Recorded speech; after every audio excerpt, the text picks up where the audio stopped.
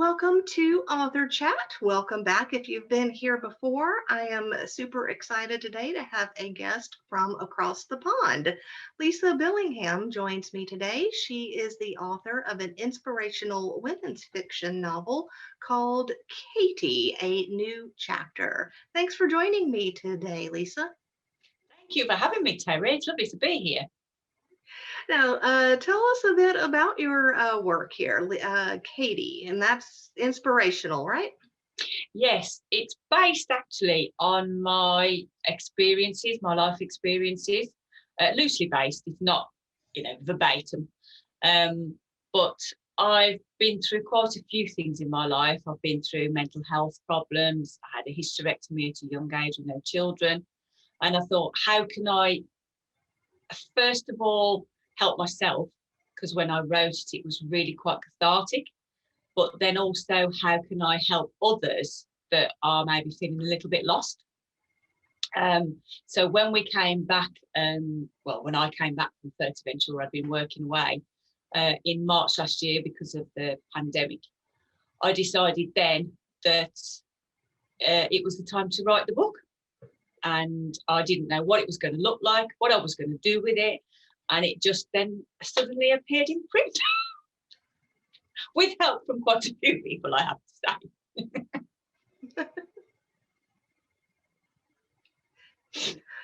Yes, it's been well received, and anybody that's read it, that's left a review, has left a 5-star review, and they have said, some of it, the titles when you look on Amazon, captivating, inspiring, wow, a great read, a great debut novel. So it's really nice to see the reviews when they start coming in from it, because it's not easy, is it, writing a book? It's hard work. That is true. And so it's Katie is the main character, and I guess that's sort of her journey through some difficult times and her finding peace and being okay with sort of how her journey goes. Yes, she does. She faces quite a few obstacles, or what she perceives to be obstacles, and her friends that support, the friends that she meets that support her along the way, and the things that she does to try and get herself back to where she needs to be. She's young in the book, and it's set in the 1990s. And I think that was the time in my life that I actually can't remember anything about. I just completely lost the 90s. Somewhere along the line, they didn't happen, or they did, but I wasn't there, or whatever. So it was a bit like, well, when are you going to set it? And I didn't want it set in COVID. I know everyone's, you should have done that because it's very topical and it'll sell. And I don't want it to be a reminder of what's happening now. I wanted it set in the 90s, and it was quite nice researching it, actually, because you do forget, when did that happen, and what was the music like, and what television shows were on, and things like that.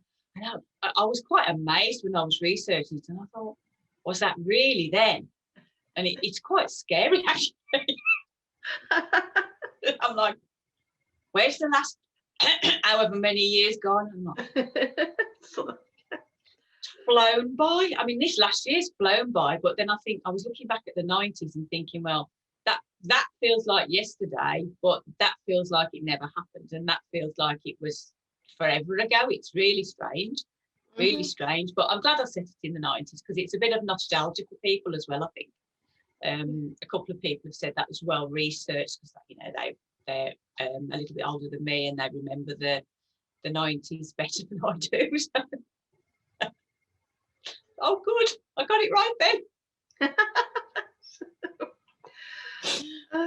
So what drew you to writing the fictional account? I know it's based loosely on things that happened to you. What drew you to writing the fictional account rather than, say, a nonfiction self-help style book? I did, over the period of time, in the last three and a half years, something like that, I'd started to set up a business and started to do different things. And part of that, everybody I spoke to said, you need to write a book. And I'm like, and their idea of a book actually at the time was like a 12-page PDF. Right. I'm like, well, I don't want to do that. If I'm going to do a book, I want to do a book. And I went on several courses, and the people in the room, you know, you're batting ideas about and things like that. And a couple of points were made, and it was like, well, nobody knows me, so who's going to want to read about me? Who cares? You know, an autobiography, it's not, you know, that's a few years down the line sort of thing. A self-help book, I thought, yeah, that was the one I'd planned in the beginning, because I thought, do you know what, that probably would be the best way to go because of my experiences as well as a coach and a healer and all sorts of different things, crystal therapist. And I thought, well, yeah, I can do the self-help side. And then as we were chatting through the different things, we were all doing the same thing and chatting through that. And I think we all came away saying, actually, what we went in with in the first place and our ideas, we came away with something completely different. And I left it I never did anything with it for 12 months. And then I woke up one morning in Fuerteventura and I just got loads of ideas come to me, and I just wrote them all down. And I thought, oh, okay. Bits of it were relevant to a book, and I thought, okay, so now start that. And then I came home, and after speaking to people, and especially actually speaking to my editor, because at that point it needed some work, a lot of work, and it was just notes really. And she said, well, how are you going to do it? Are you going to tell the story as if it's you, or are you going to do it as a character? And I said, well, I don't want it to be a like he said, she said, blame thing. You know, I blame you for everything that's gone wrong in my life. I want people to enjoy it. So she used me as an example. She's got a lot of people on her books that are doing the same thing, that are using their experiences but turning it into a novel. And I actually really quite enjoyed writing it as well, because it was quite nice to say, well, you know, that's not me really, that's another character, and you kind of just let it flow, just let her do what she wants to do sort of thing. So it's quite nice writing it as well. Okay. And from I read through your website before today, and you had talked candidly on your side about going through depression and anxiety. Yeah. What are some of the things that helped you overcome those things or helped you deal with? Deal with them. There were several things over the years. To begin with, when I was first diagnosed, because I didn't want to take medication, and they did prescribe it as they always do, and I took it for a very short period of time, and I went back and said, look, I've got to do this myself. I don't know how, but I've got to do this myself. So I went to counsellors, a mental health nurse, then counsellors, and then I just thought, I've got to keep finding, and as the time went on, different things sort of appeared, like almost out of the blue, really. And the first things I did was a relaxation class and a Tai Chi class, and it was very strange because they were at the same centre. Because I was off sick from work, I worked in the corporate world, and I was off sick. And the doctor had said, no matter what you do, you know, you've got to go out, you've got to get out and about. You're off sick, yes, but you've still got to, you know, you've got to get yourself out there, you've got to do what you need to do, sort of thing. Go for walks. So I started to do that. And I went into my local town. I hadn't been down for a while, and it was during the week. And there was a centre there. And in the window, they'd got a relaxation class and a Tai Chi class starting that week.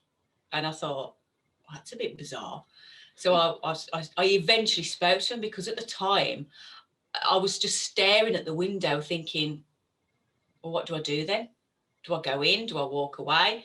And as it happened, somebody was coming out. So the lady who owned it was seeing them out. Actually, she was talking to them.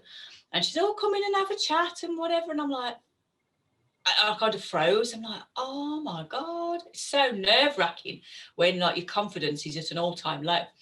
So I went and spoke to her, and I did sign up there, and then I went to both of the classes. One was a 5-week course, which set me on the right direction.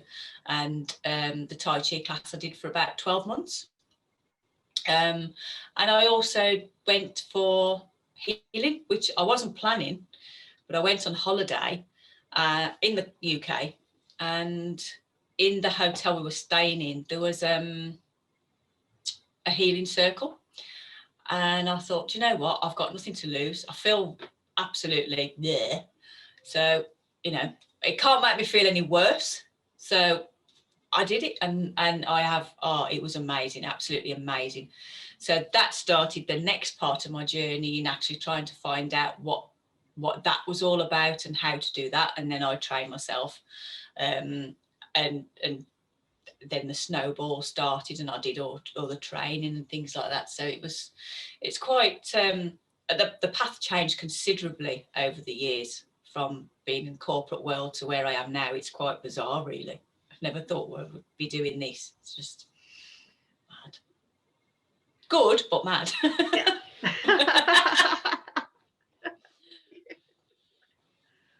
That tends to happen. Yeah, very much so. So, after writing your first novel, what surprised you about the whole process of writing a novel? How hard the editing is. Oh my word. Yeah. I think just the fact that I'm looking at it, and I think it was probably when I actually had the printed copies delivered, and to see that in your hands and you think, I did that, is quite a strange feeling. Yeah. Because as you're going through and you think, and there were so many times when I said to my editor and one of my friends who's also an author, and he's like, you can't give up now. And my editor was saying, you've come this far. And she'd done, I thought, right, I'm finished. She's done it. All she'll need to do is just tidy it up a bit and I'm good to go. And she came back and she said, I agonised over sending you this email. She said, because it reads like it's really, really bad. But it's not really, really bad. You just need to read through it and tidy it up and stuff. And I was mortified. I was like, I'm not doing it. That's it. I'm not doing it. I'm not printing it. I'm ready to delete it all. And I rang her and I was nearly in tears. And I was like, I can't do it, Kathy. I can't do it. And she was like, yes, you can. I said, but you promised not to put red pen through it. And you put loads of red pen through. And she only did 2 pages.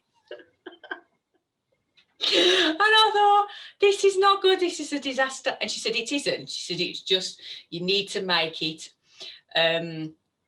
readable to your audience. So there's only a few nuances you need to change and whatever. But it was just felt like the world had ended when she said that. Because I think it's really, really difficult to get it. And because of the way I wrote the first one, I moved a lot of it about. And I have actually lost count of how many times I read it through. Yeah. And I put it on Word and I actually listened to it as well, about 3 or 4 times. And then, you keep changing everything, don't you? I'm like, I've got to leave it alone and publish it, because otherwise I'll just be here for the next 10 years. Keep changing it. But I think the most surprising part was how difficult it is to sit there and go, well, actually, you might have liked that paragraph when you wrote it, but it just does not fit in this book at all. And you have to take it out. No matter what, you have to take it out. Mm-hmm. Yeah. And then try and sneak it back in again. And you're like, it don't fit there. And then you try and sneak it in again. And you're like, no, it doesn't fit in this book. End of, leaving. But it's so that's my best writing ever. And I can't put it in this book. But I got over that eventually.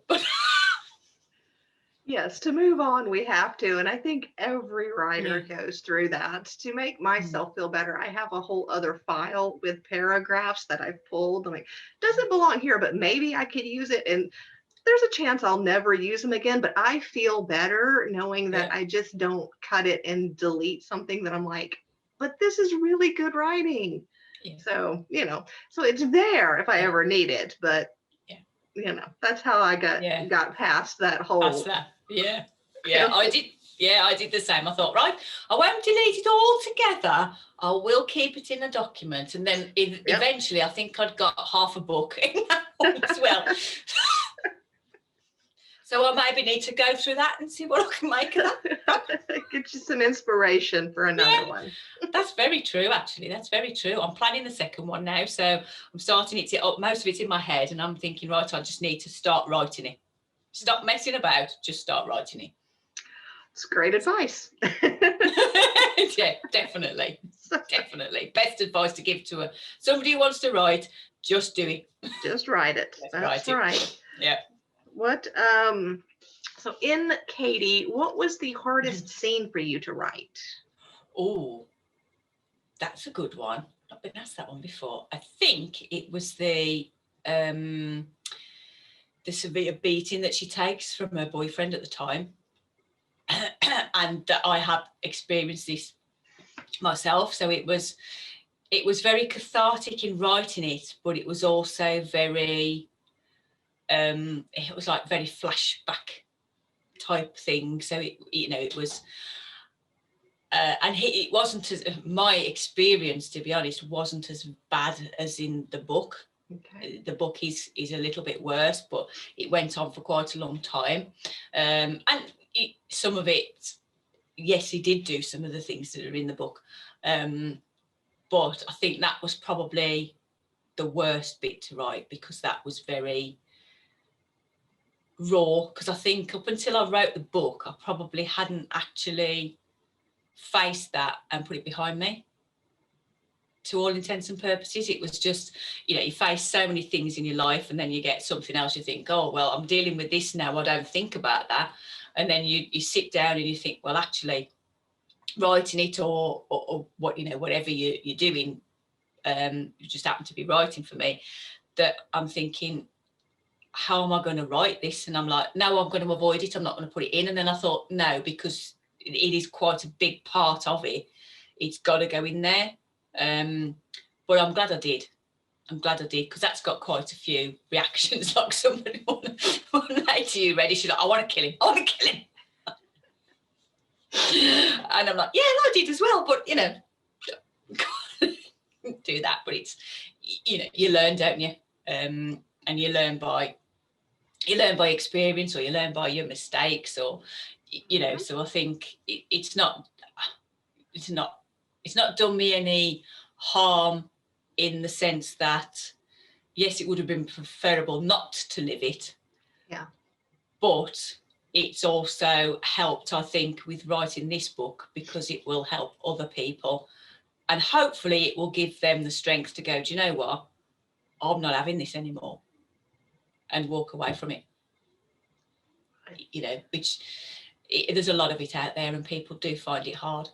Oh, absolutely. And I think hopefully that you're being brave enough to put that in there and to relive that for yourself will, I mean, if it helps one person to walk away from an abusive relationship, then I think that would be worth it. And I applaud you for putting that out there and being so honest with all of that, because there are some people who are too afraid to be honest, and I think it takes those who are willing to come forward and to help.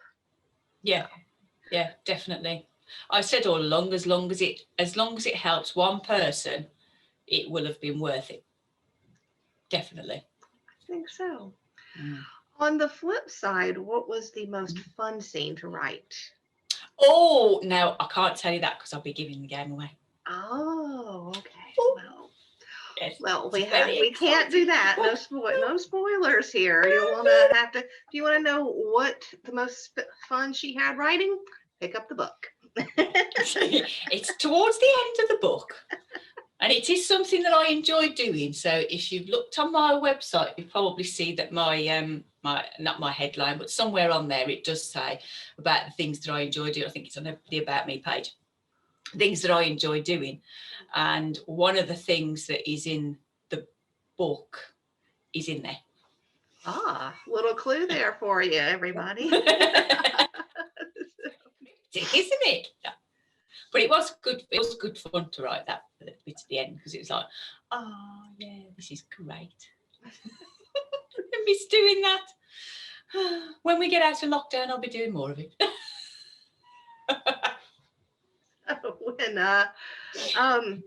So this was your first novel. Had you ever written a fiction story prior to this?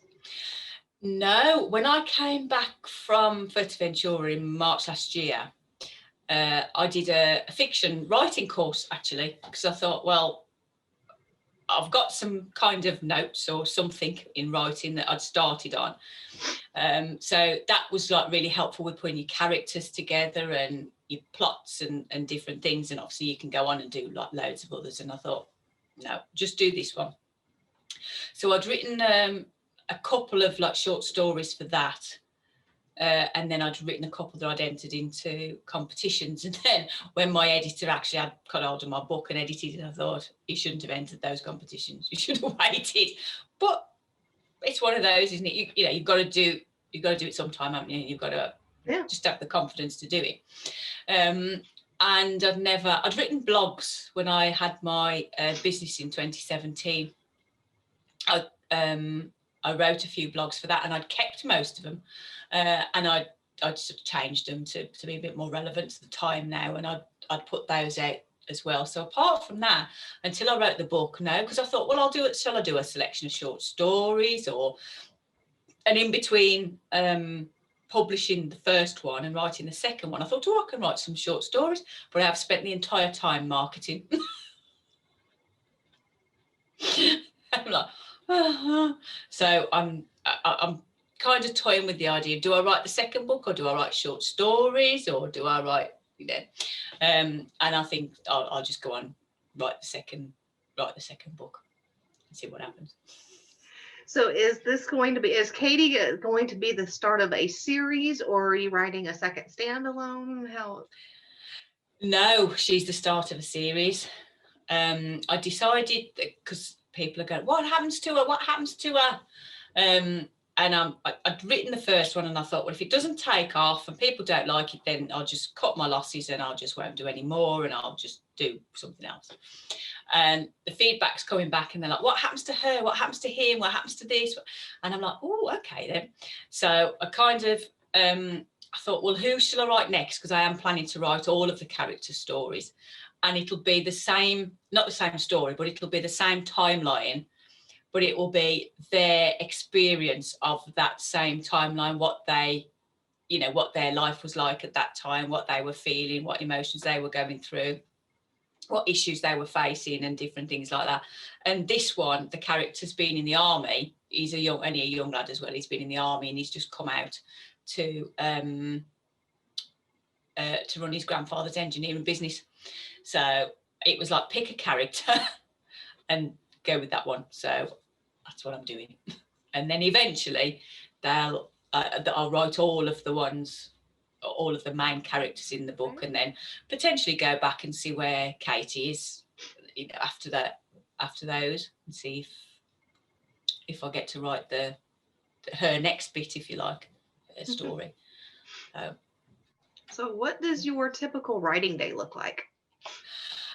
Non-existent at the moment, which is really bad, because I keep saying I'm going to start doing the marketing in the morning and writing in the afternoon, which is actually how, when I started writing the first one, I started it in beginning of April, really. And from my last business, I'd got quite a lot of contacts, and the one was doing a free, social media marketing challenge, 5-day challenge. And I knew her, so I thought, oh, I'll do it. So I sent her a message, and I'm like, shall I do this? And she's like, you need to be marketing that now if you're writing it. So I did that in the July. And then throughout that period of time, right up until November, in the morning, I was doing the social media stuff. So whatever I was posting out that day, then I started scheduling it.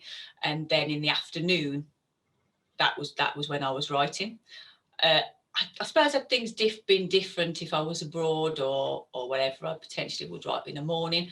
But at the moment, and that's what I'm going to start going back to from next week, is writing in the afternoon. So I get a good, maybe 2 or 3 hours of staring at a screen, willing the words to come.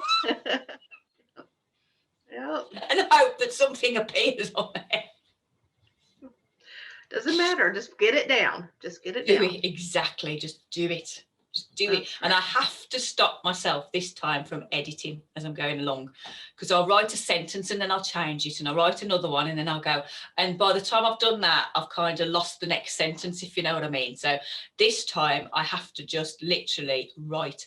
And sometimes, different times throughout the book, I've either just sat down at the keyboard and put it on the computer. And other times, if I've been, well, actually, I'm a bit like, but these ideas have just come to me and I don't want to get the computer out. I've just written it. And then I've found that when I'm typing it, I'm almost doing my first edit, because I'm changing bits as I'm like copying stuff. But the trouble is, I can never read my own writing. So I have to do it virtually straight away, because otherwise I'll go back to it and go, what on earth does that mean? Bad, isn't it?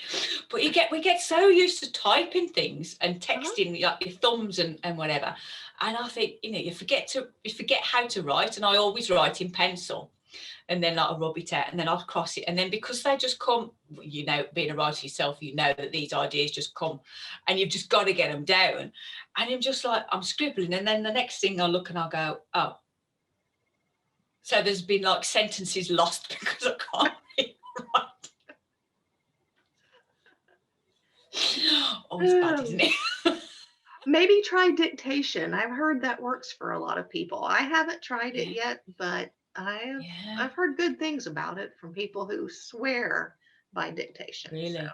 I do keep having this vision. I keep thinking, this is my dream, is to get somebody else to do all my marketing and everything else for me. But also, I can lie on my bed, or I can sit by the beach, by the sea, and I can just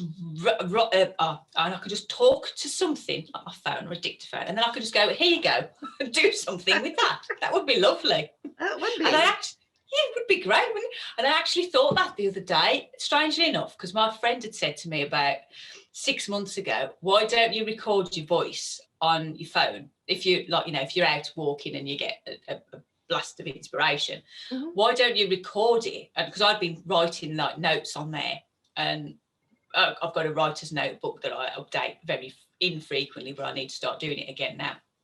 And he said to me, why don't you use the the audio thing on your phone? He says, and just write, just record it. He says, and then when you get back, or when you get chance, you can type it up, and at least that way I actually might be able to understand it without missing sentences, because writing's so bad. So I think I might try that actually over the next few days. I think I might, when I go out for my walk, see if anything like springs to mind, and I might just record it on there. I've recorded, there's a meditation in the book which I recorded that's available as a free download, and I only did that, pressed a button and it's there. So I think, that might be something for you to try. Maybe the universe is telling you that, since your friend told you, I said it. So yeah, absolutely. Yeah, definitely something there, isn't there? So where can the readers find out more about you and your work? My website is lisambbillingham.com, and all my blogs and my book is actually available on there. The ebook is available on there, but the paperback is available only through Amazon at the moment. And all the about me is on there. Excuse me, as well. I'm losing my voice. I am also on so many social media platforms. I'm like, I think I should start one of my own. Just put it all in one place. I'm on Pinterest, I'm on Facebook, Twitter, LinkedIn, Instagram. It's just exhausting, isn't it? It's just exhausting. You've been on all these. Oh, I'm on Goodreads as well. I'm trying to build my profile on Goodreads, but I need to actually spend some decent time on there to kind of build your following up. And most people say you do an author page on there. On Amazon, you get an author page on there as well, don't you? But on Goodreads, to start getting people to put reviews on there and things like that, and then commenting and reviewing other books on there as well. So I really do. I've read a few in the last couple of weeks, and I've not reviewed them. So I need to start getting them onto Goodreads and just start reviewing them a bit better and try to And build that up a bit. and as usual, I will have all of Lisa's links down below in the description. So check all those out. And while you're there, give us a like and follow me for more author interviews. And I appreciate Lisa today for taking the time to answer my questions. Thank you so much for having me, Terry. It's been lovely. I really enjoyed it. And thank you guys for watching, and I'll see you next week.